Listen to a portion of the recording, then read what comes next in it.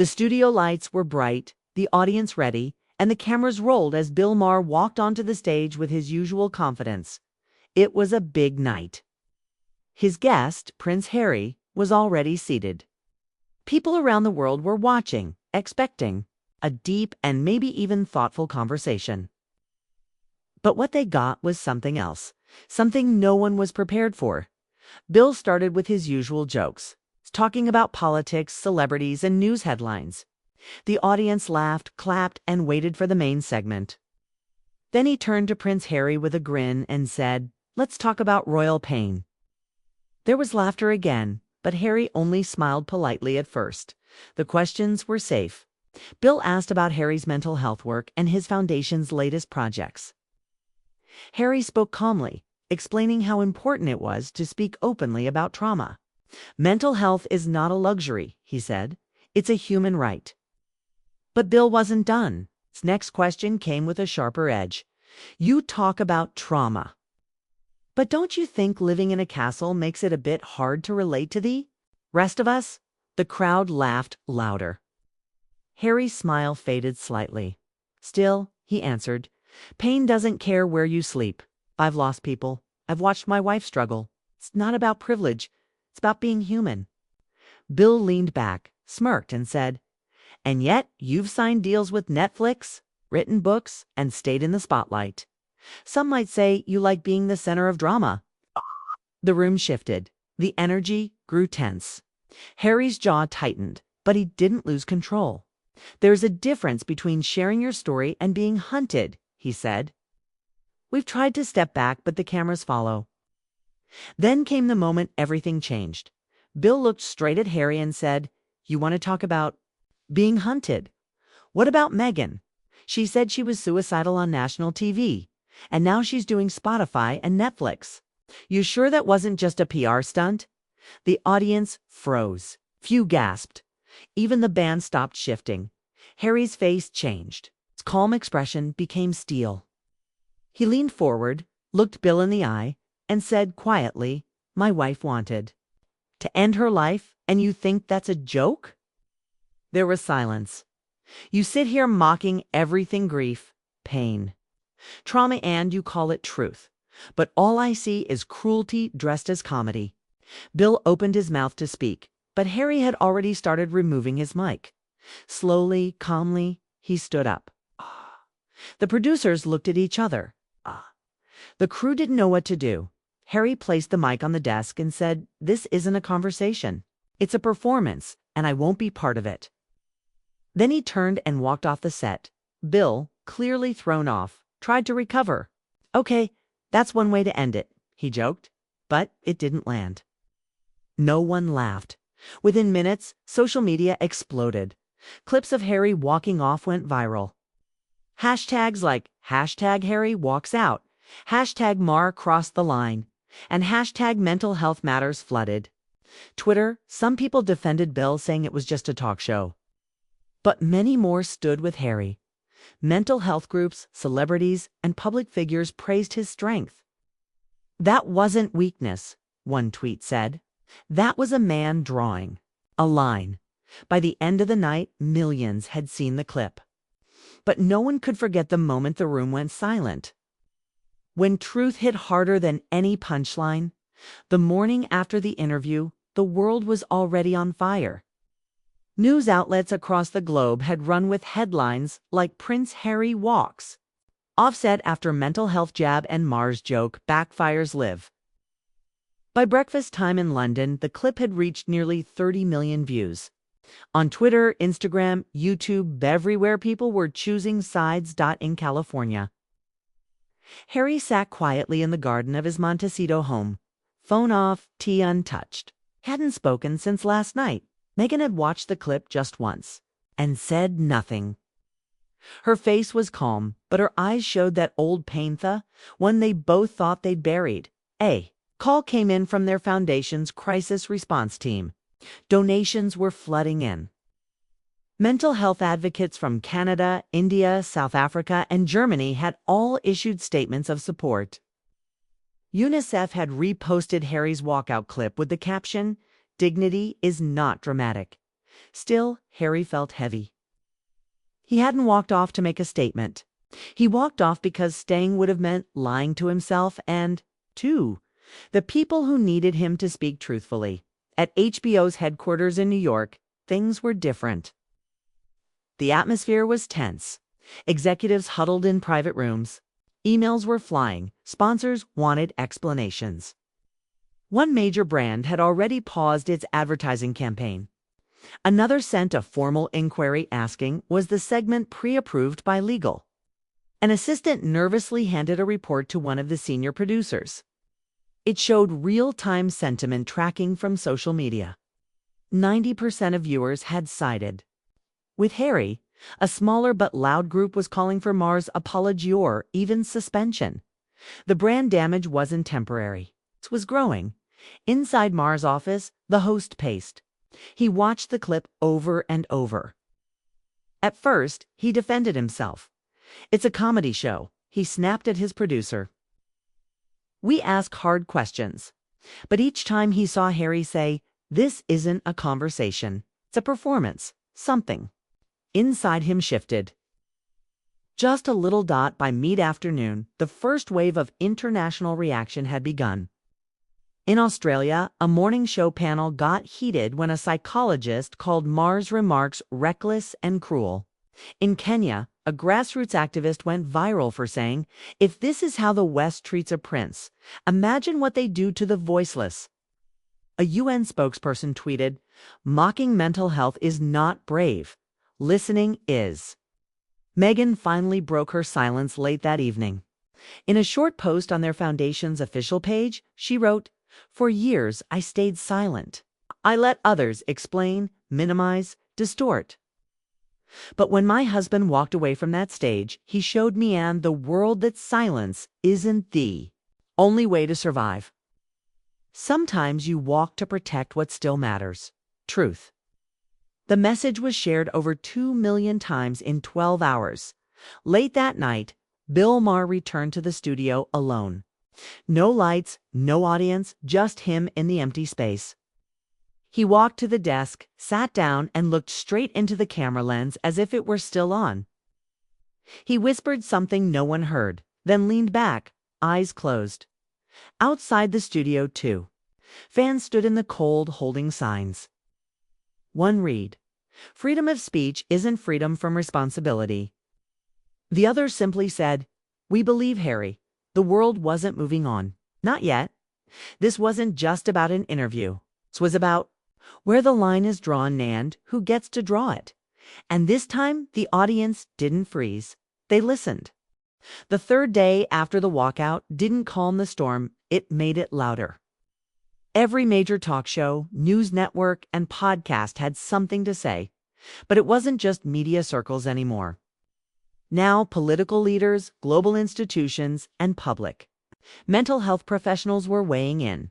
A quiet fire had started in the UK Parliament when an MP from the Labour Party stood during a health committee session and said, if mocking suicide is acceptable entertainment, then we've lost our moral footing. The room went quiet, and within hours, her statement was clipped and shared by BBC, The Guardian. And even CNN International. In America, a Democratic senator tweeted, mental health isn't a punchline. I stand with Prince Harry. That single sentence was shared 600,000 times in one day. In response, a Republican congressman posted the full transcript of the interview and asked, are we sure this isn't just another Hollywood overreaction? The divide grew sharper. Meanwhile, Harry hadn't spoken publicly again. But behind the scenes, his team worked around the clock. They scheduled meetings with global mental health alliances. Letters of support came in from war veterans, trauma, counselors, and even heads of state from smaller nations. In one handwritten note from a Norwegian minister, it read, "You may have walked off stage, but you walked into history." Back in New York, HBO was in full crisis control. Internal documents were leaked, showing that Maher's team had added last-minute edits to the segment. They had known about Meghan's past statements and had specifically written lines that would challenge her authenticity. One staffer anonymously told a journalist they wanted a reaction. They got one. The leak caused public anger to grow further. Petitions calling for Maher's suspension hit nearly 4 million signatures.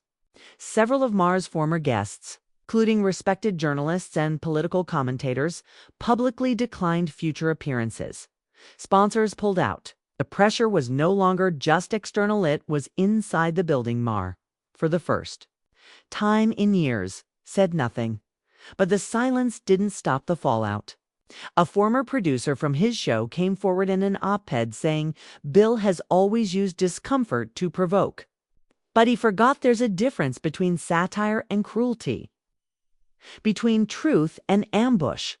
And while Maher struggled to find his footing, a surprising wave of support arrived for Harry from people who had once been silent. Michelle Obama posted a photo of the walkout moment with the caption, "Sometimes dignity looks like silence. Sometimes it looks like leaving." Barack Obama reposted the clip with a simple message: leadership is knowing when to stop talking. The world was watching, and they were no longer just reacting, they were learning. Mental health organizations launched global campaigns using Harry's words. Schools created lesson plans about media responsibility. A children's hospital in Chicago painted a mural with the phrase, "You don't mock pain. You heal it."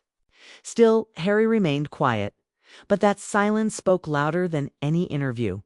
Because in a world full of noise, mockery, and forced laughs, one man's decision to walk off a stage was not seen as weakness, but as something far stronger. It was the moment when a prince, long chased by cameras, stopped running and stood still. And in that stillness, the world finally heard him. By the fourth day, the narrative had evolved beyond a television clash. It had become a cultural reckoning. Every headline now framed a walkout not just as a celebrity moment, but as a global conversation about dignity, media power, and the invisible cost of public trauma.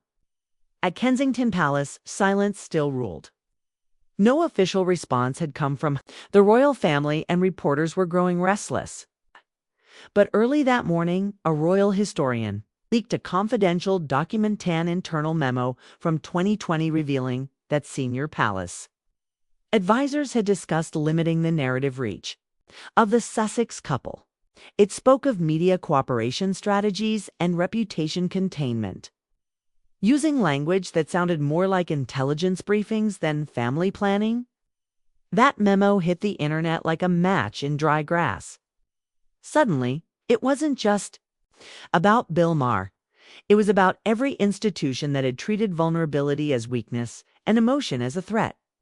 And while Maher continued his radio silence, a second internal recording leaked from the HBO studios. In it, a segment producer could be heard saying, "We baited him. We pushed Meghan's name to get a reaction. It worked." The damage was now undeniable. That same day, mental health organizations from over 20 countries signed a joint open letter addressed to Maher and HBO, demanding accountability not just for the interview, but for years of weaponized sarcasm disguised as dialogue. The letter ended with the words, "Media must evolve, or it will keep destroying the very voices it claims to amplify." Meanwhile, Harry stayed behind the scenes. But Meghan made a rare public appearance via a live-stream conference for World Suicide Prevention Week. She didn't mention the interview. She didn't need to. Instead, she looked directly into the camera and said, "There are people who don't make it through the silence, who don't survive the jokes, will never get the chance to walk off a stage because they never got on one. If we don't speak for them, then what are we even doing here?" Her voice didn't shake, but the chat box beside the live stream filled with comments from around the world. "We hear you. Thank you." For the ones who didn't get to walk away. Back in Los Angeles, Harry finally took a call from an old friend, a war veteran who had once been in the same therapy group. They talked for almost an hour. No cameras, no PR team. Just two men who had seen darkness and refused to stay silent about it. When the call ended, Harry walked into his study, opened his laptop, and began writing. Not a tweet, not a press release. A letter, not to Maher, not to the media, but to the young veterans, the teenagers, the survivors, those who had written. To him since the walkout, he didn't try to inspire, didn't try to lead. He simply told them, "You are not alone." That same evening, clips from Maher's past resurfaced segments, mocking addiction, grief, and survivors of abuse. The context was clear now. It wasn't just about Harry. It was about a pattern, about what we call comedy when it's really deflection. Public pressure peaked when a group of former guests, including journalists, activists, and actors, signed a petition demanding HBO reevaluate what it means to be provocative in 2025. The final blow came when an ex-HBO executive revealed that the show's renewal was already under review before the walkout nan, that now it's hanging by a thread. For the first time in years, the network didn't run a new episode. Instead, they aired a rerun from 2012. And as the credits rolled, people weren't laughing. They were remembering a moment just 4 days earlier when one man removed his microphone, stood up, and said without shouting, "This isn't a conversation, it's a performance." And the world, still stunned, was beginning to ask itself a hard question. Who else are we forcing to perform their pain? Asked ChatGPT. On the 7th day, the noise faded, but the echo remained. News outlets moved on to the next crisis. Social feeds shifted to new controversies. But in classrooms, courtrooms, and quiet corners of the internet, the story of Prince Harry walking off Bill Maher's set had become something else entirely, a symbol. Not of scandal, but of choice, the rare choice to walk away from a platform that demanded performance over truth. At Harvard's Kennedy School, a guest lecture titled "The Politics of Vulnerability in Modern Media" opened with a single question. What do we do when pain stops entertaining us? In the front row, a young student who had lost her brother to suicide raised her hand and said, "We start listening." Meanwhile, across the Atlantic, a rarely used room in the British House of Lords hosted a private gathering of veterans, psychologists, and journalists. Among them was a trauma counselor who had once worked with Harry during his army service. She held up a copy of the Times with the walkout image on the cover. Quietly, she said, "This is not a meltdown. This is a boundary."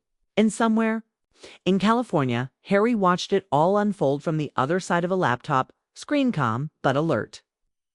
The past week had been a storm, but now the rain had stopped. He'd spent the day speaking privately with 2 families whose children had reached out to the Sussex Foundation after the incident aired.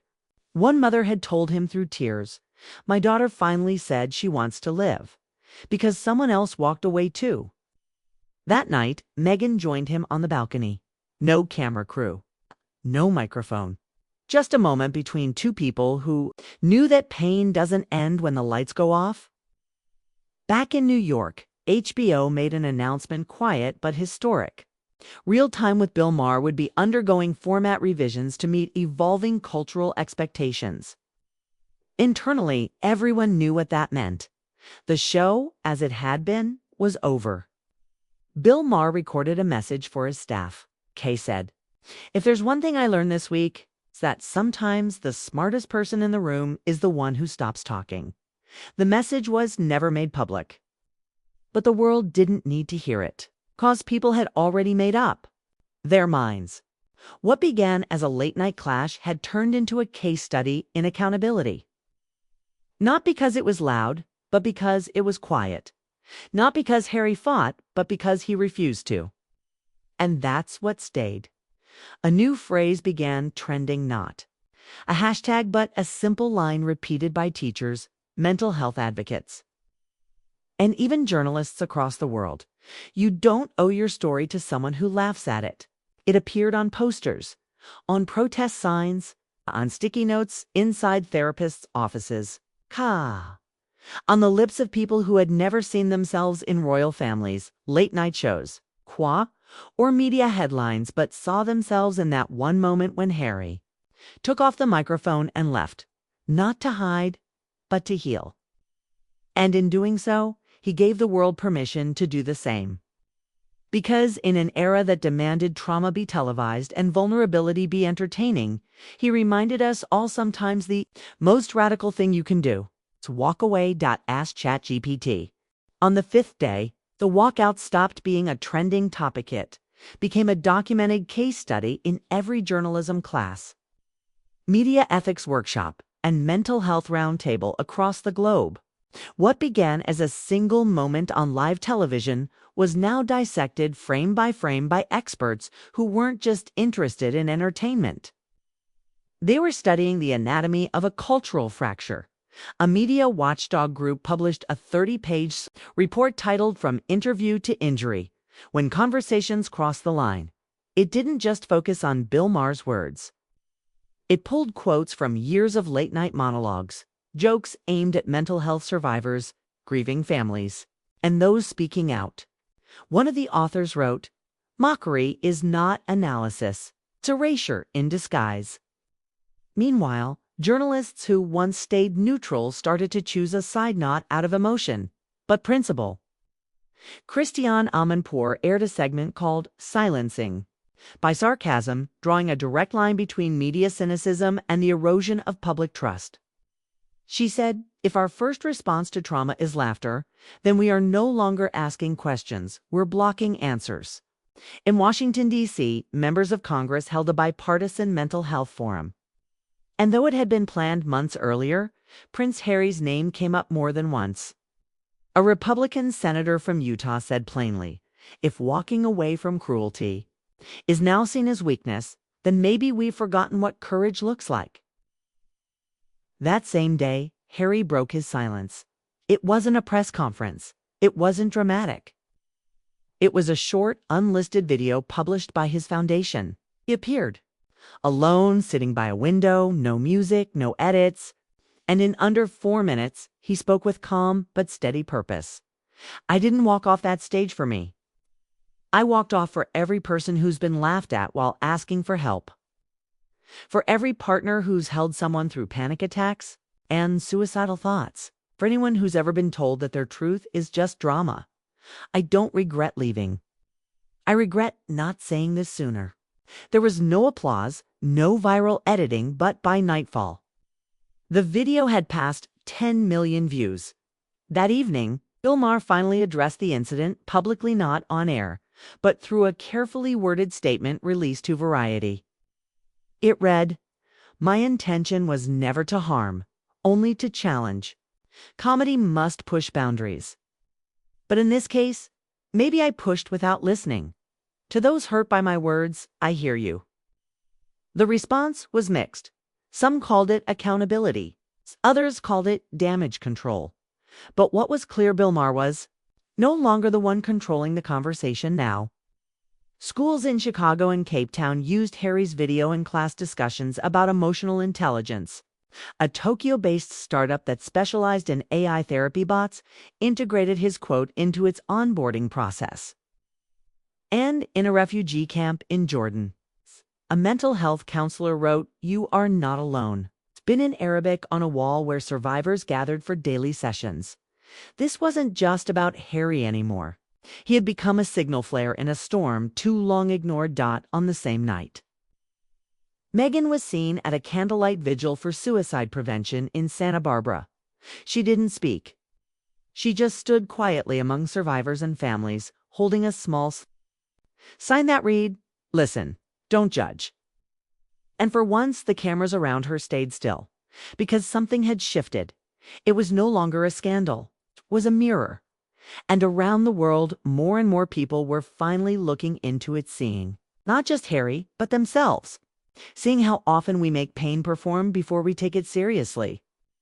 And asking, maybe for the first time, how many voices have we lost, simply because we laughed too soon? By the 6th day, the cultural shockwaves of Prince Harry's walkout weren't just rippling, they were reorganizing how media power was discussed around dinner tables, boardrooms, and even the United Nations. The conversation had moved far beyond Harry and Maher. It was about something deeper. How public platforms treat personal pain. And who gets to control the narrative of healing. At the UN headquarters in New York, an unplanned addition was made. to an international summit on youth mental health. Delegates from over 30 countries insisted on including a special session titled The Performance of Pain When Media Fails the Vulnerable. The room was packed. A representative from Kenya shared how a 15-year-old student had attempted suicide after being bullied for seeking counseling, and how seeing Harry walk out of a hostile interview became the moment she chose to speak again. In Australia, a coalition of mental health nonprofits launched a global campaign called #Pause Before You Punchline.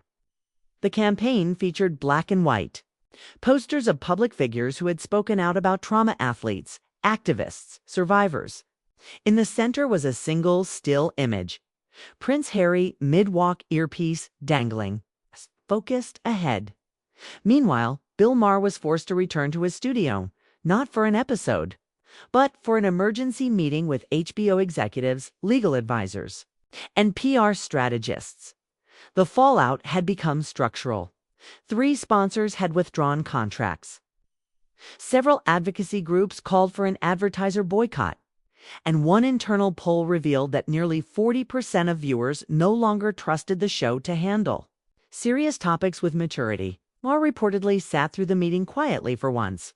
When asked what he wanted to say on air in response, he allegedly muttered, "Nothing I say now matters more than what's already happened." And he was right, because Prince Harry hadn't just left a set, he had set a standard. That afternoon, a new video surfaced. It wasn't professionally produced. It was grainy, recorded on a cell phone. It showed a college auditorium in Toronto. A young veteran named Adam stood on stage during a campus mental health event. With visible tremors in his hands, he said, "I was going to end my life last year. The night I almost did, I watched a clip of Prince Harry saying he wasn't protected. By his title, that pain is pain. That it doesn't care who you are. I felt seen. For the first time in a long time." The audience stood in silence, and then tears, then claps, then hugs. It was raw. It was real. It spread online like wildfire. In the UK, Prime Minister's questions unexpectedly turned personal when an MP asked if the government would issue new guidelines for media accountability regarding mental health. The Prime Minister gave no clear answer, but the question, once unthinkable, had been asked on record. Later that evening, the Sussexes Foundation released a new initiative, The Stage You Can Leave, a mental health speaking series designed not to spotlight trauma, but to let survivors define their boundaries. The description was simple: you never owe your story to anyone who mocks it. And that night, across social media, something rare happened. Talk show hosts stopped joking. Influencers stopped posting fake concern. People famous and not just listened. In homes, dorm rooms, therapist offices, people played that same 5-second clip over and over. The moment Prince Harry paused, looked at Maher, then removed the mic without raising his voice. No tantrum. No speech. Just silence. But inside that silence was every word people had been too afraid to say. And as a commentator on BBC late night coverage said, this was not the silence of weakness. It was the roar of someone who finally had nothing left to prove. For the first time in a long time, the world didn't shout back. It just heard him.